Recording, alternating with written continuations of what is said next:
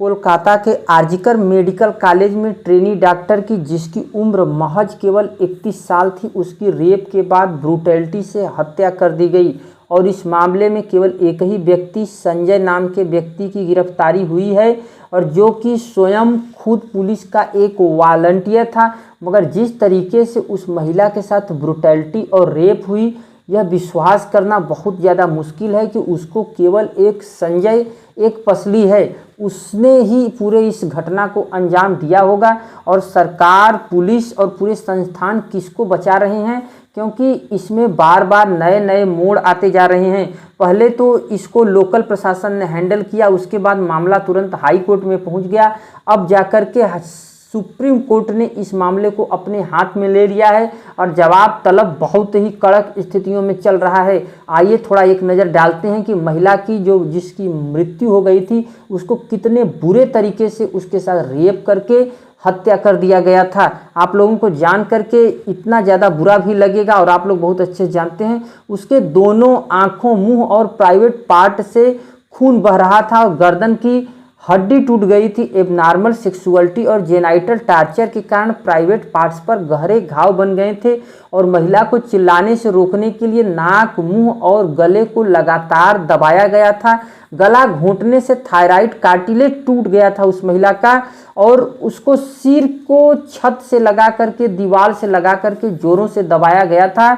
और पीड़िता ने खुद को बचाने के लिए काफ़ी ज़्यादा संघर्ष किया था, क्योंकि पीड़िता ने जिस तरीके से अपने नाखूनों से आरोपी के चेहरे पर वार किया था, इससे लगता है कि भयानक रूप से संघर्ष किया गया होगा। मगर दोस्तों, ये विश्वास करना जरा बहुत ही ज़्यादा मुश्किल होता जा रहा है। ये बात गले के नीचे नहीं उतर रही है कि केवल संजय ही अकेले इसमें कल्पित था, क्योंकि यदि केवल संजय ही अकेले होता तो इतने भीषण रूप से वह महिला को इतना बुरे तरीके से नहीं काबू कर सकता था। और मामले को देखते हुए सारे लोग और सभी लोग, कहीं ना कहीं सबके मन में एक शक सा बैठ गया है कि नहीं, इसमें काफ़ी ज़्यादा लोग शामिल थे।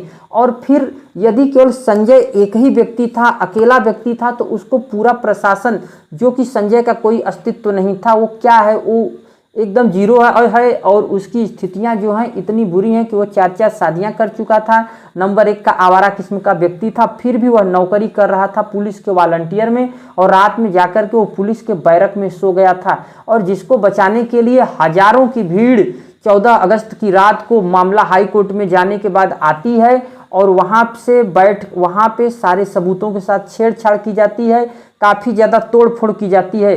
तो इसको देख करके लगता है कि मामला हम लोगों के सोच से कहीं परे है, और काफ़ी ज़्यादा संदेहास्पद परिस्थितियां उत्पन्न हो गई हैं। और यहाँ तक कि सबसे पहले एक पुलिस के अफसर ने ही उस पीड़िता के माता पिता को फ़ोन करके बताया था कि आपकी बेटी ने सुसाइड कर लिया है। यदि ऐसा ही होता तो फिर शुरू में सुसाइड क्यों उसको बताया जाता? आप लोग खुद सोच सकते हैं कि यदि एक ही व्यक्ति इसमें शामिल था। फिर उसके बाद वहाँ के प्रिंसिपल को तुरंत हटाया गया, फिर अगले ही दिन उसको एक नया कॉलेज दे दिया गया। इतनी जल्दी कैसे तुरंत किसी को अलर्ट कर दिया गया, जबकि इतनी बड़ी घटना यहाँ पे मौजूद हो गई थी। और अब मामला धीरे धीरे निकलते निकलते सुप्रीम कोर्ट के हाथों में आ गया है, और सुप्रीम कोर्ट इस मामले पर जवाब तलब कर रहा है। तो भाई साहब, इसमें सोचने की आप लोगों को ज़रूरत है कि किसको बचाने के लिए सरकार, पुलिस और सारी संस्थानें इस तरीके से काम कर रही हैं। और यदि कोर्ट बीच में हस्तक्षेप नहीं किया होता तो ये मामला लगभग में सुलटा दिया गया होता।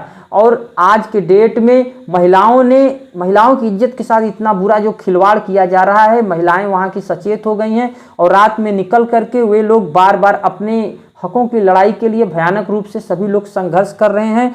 दोस्तों, आप लोगों को मैं और भी बताना चाहूँगा कि 10 अगस्त को सीसीटीवी फुटेज के आधार पर आरोपी संजय को गिरफ्तार किया गया, और उसने अपना अपराध कबूल कर लिया है। और यहाँ तक कि वो जिस तरीके का व्यक्ति था, उसको तो पहली बात पुलिस वॉलंटियर के काम में उसको नहीं देना चाहिए था जगह, लेकिन उसको दिया गया। और पुलिस सबको चरित्र प्रमाण पत्र बांटते रहती है, और उसके यहाँ ही चरित्रहीन लोग, भले से वो वॉलंटियर था, लेकिन ऐसे लोग कैसे वहाँ पे काम कर सकते हैं। और 12 अगस्त को मेडिकल कॉलेज के प्रिंसिपल ने इस्तीफा दिया, और उनको अगले ही दिन फिर एक नया कॉलेज मिल गया था। 13 अगस्त को कलकत्ता हाई कोर्ट ने केस को सीबीआई को सौंप दिया था, और 14 अगस्त को सीबीआई को केस लेने के बाद 1000 लोगों की भीड़ ने आकर के वहाँ पे तोड़ फोड़ की और काफ़ी ज़्यादा मलामत की।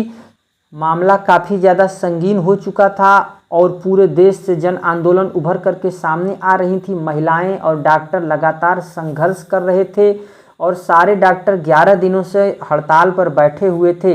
अंत में सुप्रीम कोर्ट के चीफ जस्टिस ऑफ इंडिया के आश्वासन देने के बाद डॉक्टरों ने 22 अगस्त को हड़ताल को ख़त्म कर दिया है। और वहीं पर सीबीआई ने कोर्ट से कहा कि क्राइम सीन से छेड़छाड़ हुई है और जस्टिस जेबी पारदीवाला जो कि बैठे थे सुप्रीम कोर्ट के सीजेआई के जस्ट बगल में, उन्होंने कहा कि पुलिस की भूमिका पर काफ़ी ज़्यादा संदेह हुआ है और सबसे बड़ा संदेह इस बात को, इस फैक्ट को लेकर के उठ रहा है कि एफआईआर 14 घंटे देर से क्यों हुई। वहीं पर पूर्व प्रिंसिपल संदीप घोष पर भी काफ़ी ज़्यादा आरोप लगे हैं और इन आरोपों की जांच पड़ताल जोरों शोरों से हो रही है। उनके ऊपर पहले नंबर तो ये आरोप लगा है कि फर्स्ट ईयर के स्टूडेंट्स को टारगेट करके वे परेशान करते थे, रैगिंग कराना, शराब पिलाना जैसे आरोप लगे गए हैं। दूसरा, फर्स्ट ईयर की फीमेल स्टूडेंट और अस्पताल की महिला कर्मियों को टारगेट करके वे शारीरिक संबंध वहां पे बनाया जाता था। अब आप लोग और हमारा खुद स्थिति मतलब डाउन होते जा रहा है ऐसे न्यूज़ को देख करके। अस्पताल से बाहर से लड़कियां भी लाई जाती थी और पैसे लेकर के छात्रों को एग्जाम में पास करना वहां का धंधा बन गया था और वे छात्रों के साथ स्वयं शराब पीते थे। आरोपी संजय राय का सुप्रीम कोर्ट के आदेश पर लाई डिटेक्टर टेस्ट किया जाएगा, तब जाकर के मामला साफ होगा और वही बताएगा कि उस मामले में कौन कौन लोग शामिल थे और क्या पूरी खबर है। तब तक के लिए दोस्तों नमस्कार।